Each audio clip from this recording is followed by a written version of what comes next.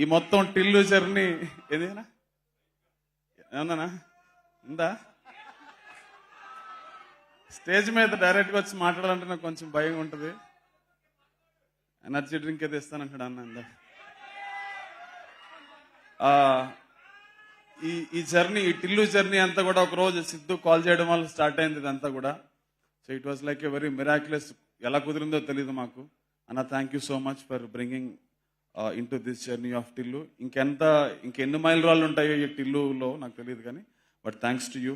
మల్లికన్నా thanks to you so much. మీకున్న పేషెన్స్కి మీకు దండం. చాలా రకాలుగా మనం చాలా వెనక్కి ముందుకి తీసాను, చాలా చేసాం.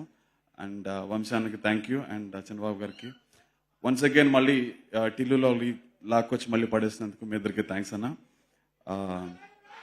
అందుకన్నా ఏం లేదు నా దగ్గర పెద్దగా.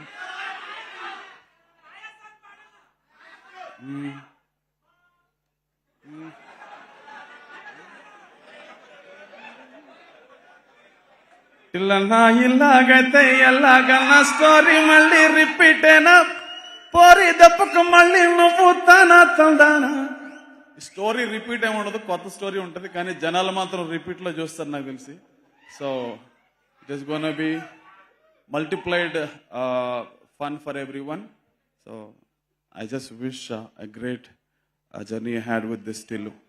Thank you all, Anna. Thank you once again. Yeah. నీకోసం ఇంకొక రోజు షో పెట్టుకుందాం అన్న.